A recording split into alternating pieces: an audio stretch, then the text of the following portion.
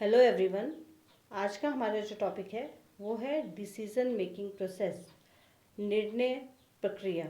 कि जब हम निर्णय प्रक्रिया को फॉलो करते हैं, निर्णय लेते हैं, तो हम कौन कौन से जो प्रोसेस है, कौन कौन सी कैसी कैसी प्रक्रिया को फॉलो करते हैं और एक सही निर्णय लेते हैं।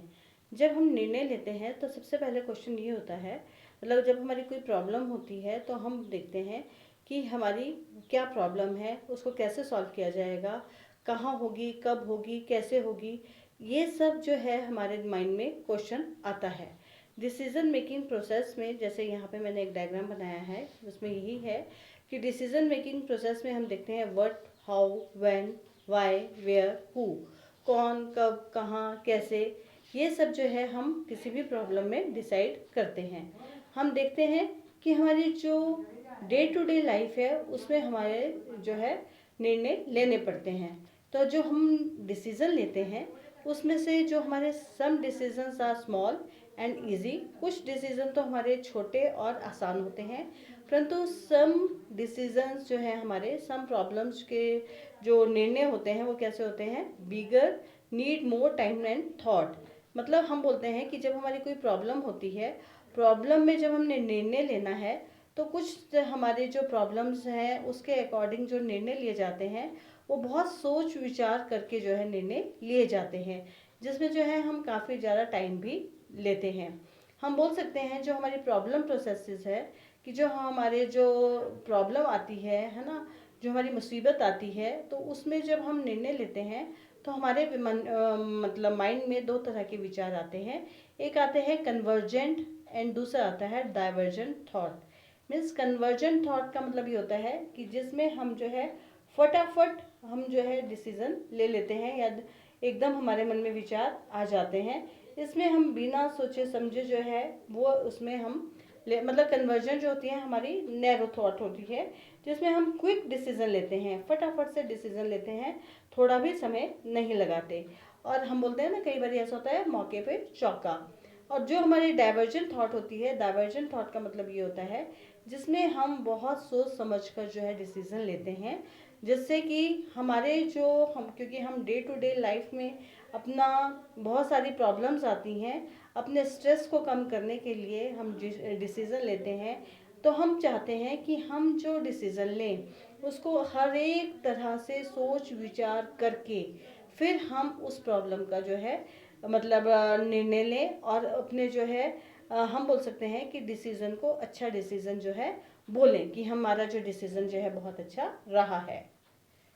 A rational model for decision making, यहाँ पे एक जो मॉडल है जो डिसीजन मेकिंग के लिए हम ये जो मॉडल है इसको हम फॉलो करते हैं। तो आज हम इसी के विषय में बात करेंगे कि डिसीजन मेकिंग प्रोसेस के लिए हम कौन सा मॉडल फॉलो करते हैं। तो शॉर्ट फॉर्म में अगर हम याद रखें, FSODTE है ना। तो फाइंड, फाइंडिंग, स्टेटिंग, ऑप्शन, डिसाइडिंग, फिर उसके बाद आता है टेकिंग और उसके बाद आता है इवेल्युएशन।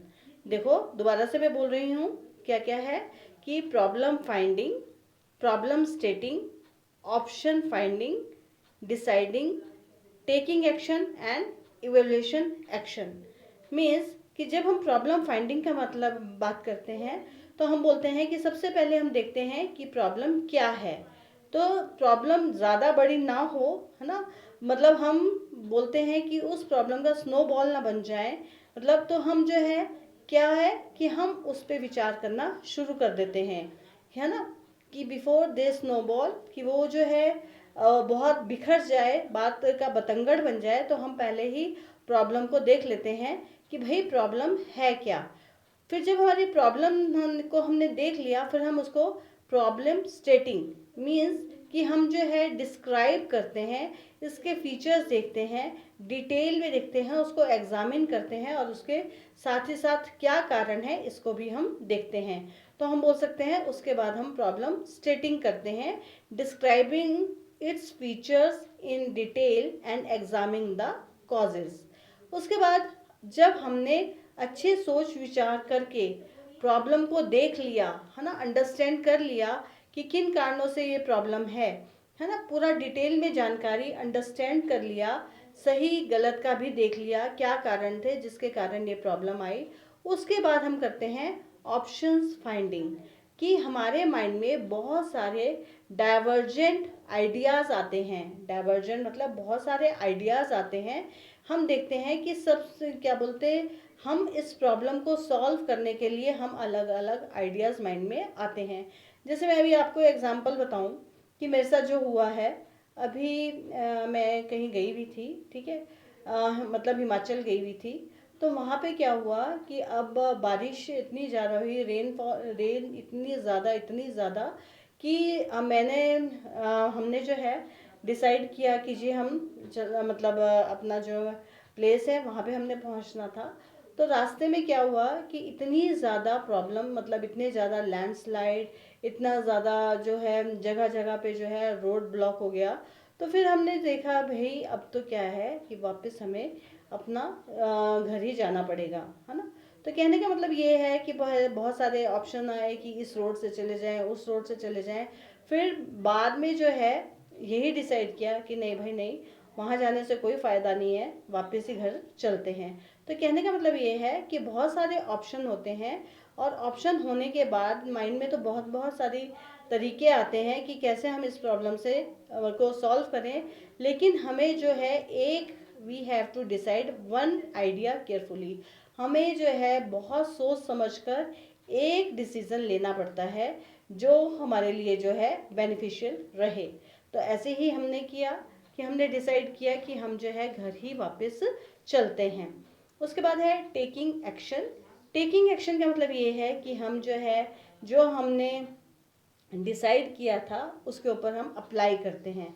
जब हम एक्शन को अप्लाई करते हैं तो उसमें क्या होता है कि हम सबसे पहले लिस्ट बनाते हैं, to make a list of task and need to the way done, है ना। कि हम बोलते हैं कि हम जो है लिस्ट बना लेते हैं कि कैसे कैसे काम को किया जाएगा और जो आवश्यकता है, मीन्स जो काम प्रायोरिटी पे करना है पहले उसको देखा जाएगा, क्योंकि हम प्रॉब्लम को सॉल्व कर रहे हैं। मीन्स हम बोल सकते हैं कि प्रॉब्लम को सॉल्व करते हुए हम पार्ट्स में प्रॉब्लम को डिवाइड कर लेते हैं। To determine any barriers that could get the in the way. और हम ये भी देख लेते हैं कि हमारे उसमें कौन कौन सी सीमाएं हैं या कौन कौन सी रुकावटें आएंगी, और उनको जो है हम धीरे धीरे सॉल्व करते जाएंगे उस प्रॉब्लम को सॉल्व करने के लिए। To allocate specific task to individual और कोऑर्डिनेट, है ना।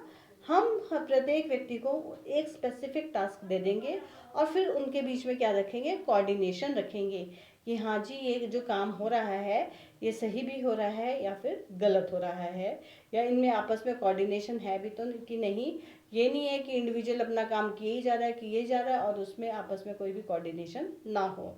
Evaluating the action. और इसके बाद जो है हम क्या करते हैं कि जब पूरे तरीके से काम होता जाता है तो हम लास्ट में जो है ये देखते हैं, फाइंड आउट करते हैं कि जब हमारा प्रॉब्लम जो है वो सॉल्व हो जाती है, फिर हम देखते हैं कि जो हमने एक्शन लिया था वो कितना सक्सेसफुल रहा। मीन्स हमारी प्रॉब्लम जो है कितनी सॉल्व हो गई, या अगर हो गई तो कितने अच्छे से हुई है, अगर नहीं हुई है तो कहाँ तक सॉल्व हुई है। ये सब देखते हैं हम इवेलुएटिंग द एक्शन। तो आज हमने जो है irrational model for decision making process पढ़ा, जिसमें मैंने जो है ये 6 स्टेप्स हैं जिनको मैंने FSO DTE ऐसे करके लिखा है सो दैट आपको याद हो जाए। F का मतलब हो गया, पहले हम प्रॉब्लम को फाइंड करते हैं। दूसरा है स्टेटिंग, फिर हम प्रॉब्लम को स्टेट करते हैं, देखते हैं। ऑप्शन फाइंडिंग, बहुत सारी ऑप्शंस होती हैं, सोचते हैं डाइवर्जेंट थिंकिंग से, कन्वर्जेंट थिंकिंग से। उसके बाद डिसाइड कर लेते हैं, एक ऑप्शन को हम ले लेते हैं और उसके बाद उसको अप्लाई करते हैं, टेकिंग एक्शन ले लेते हैं। और जब एक्शन ले लेते हैं उसको जो है हम स्टेप्स में देखते हैं, स्टेप्स में हम इंडिविजुअल को काम दे देते हैं, उनका कोऑर्डिनेशन देखते हैं, और उसके बाद जो है हम उसको इवेलुएट करते हैं कि कितनी हमारी प्रॉब्लम सॉल्व हुई है। Thank you class. तो आज हमने जो है क्या पढ़ा, डिसीजन मेकिंग प्रोसेस के विषय में पढ़ा। Thank you class.